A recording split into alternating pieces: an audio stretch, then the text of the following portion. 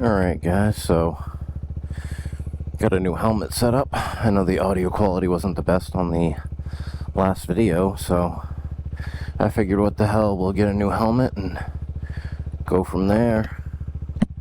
So let's see how we do with this one.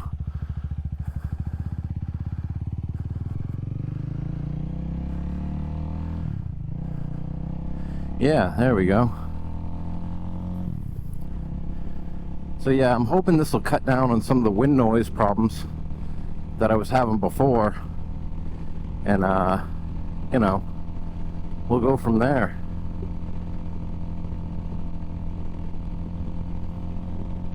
So far, so good. My old helmet was super noisy.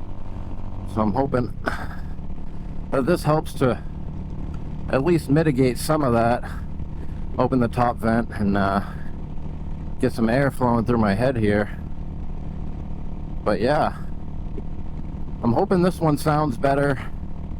So I really wanted to start doing these MotoVlogs of riding around, but I was just getting so much goddamn wind noise through that other helmet that it felt, I don't know, almost impossible. What the heck is that? Oh, okay.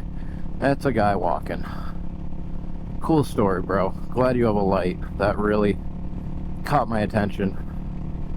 Kind of dangerous to be walking down these roads, but I'm glad he's being proficient with his use of a light.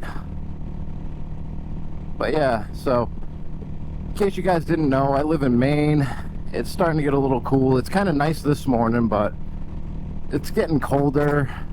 We're in September here. It's usually like 40 degrees in the morning when I head into work.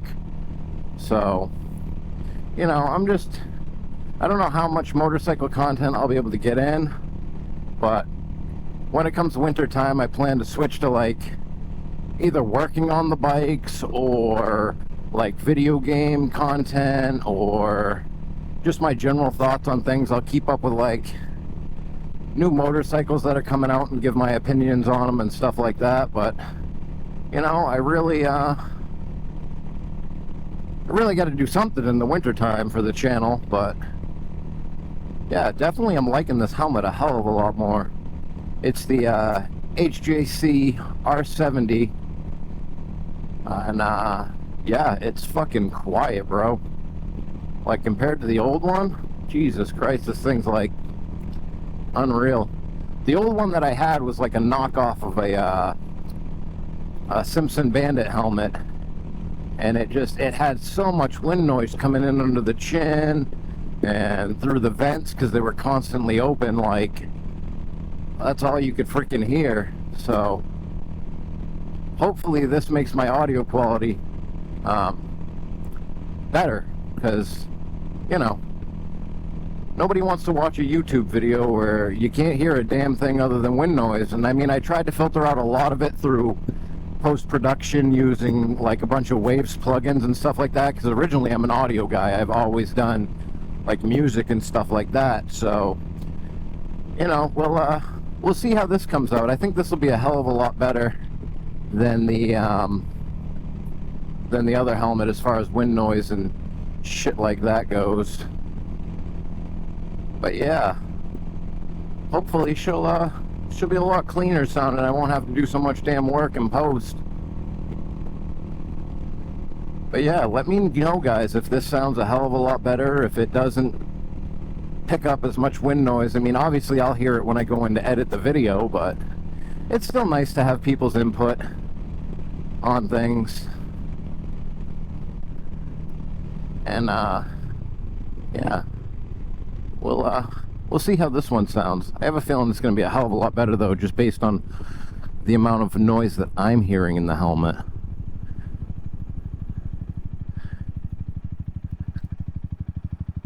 So yeah, we'll definitely have to see how this sounds, because I have a feeling it's going to be a hell of a lot better.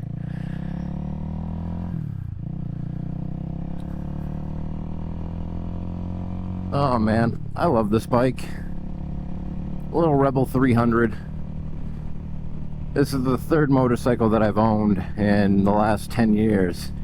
And the bike that I owned before this was an 883 Sportster. And I mean, it was a nice bike, 2007, fuel injected, had the big tank on it and everything, but it just wasn't for me, man. It was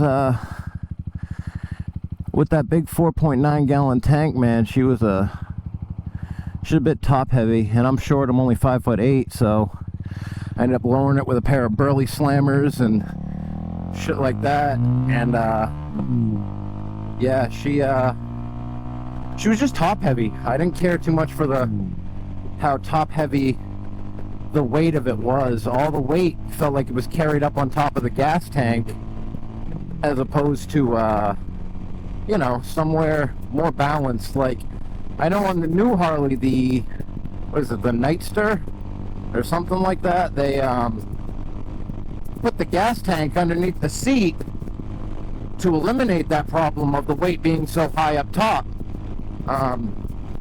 So yeah, I mean, that definitely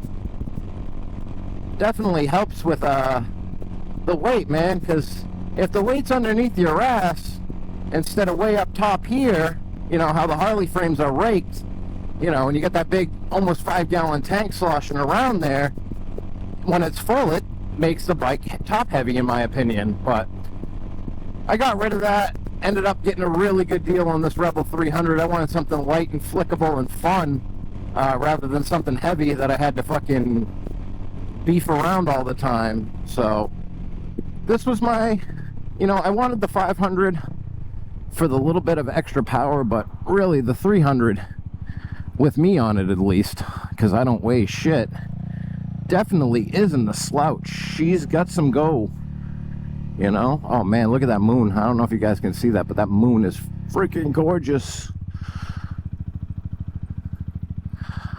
Oh wow, yeah, that moon was fucking beautiful.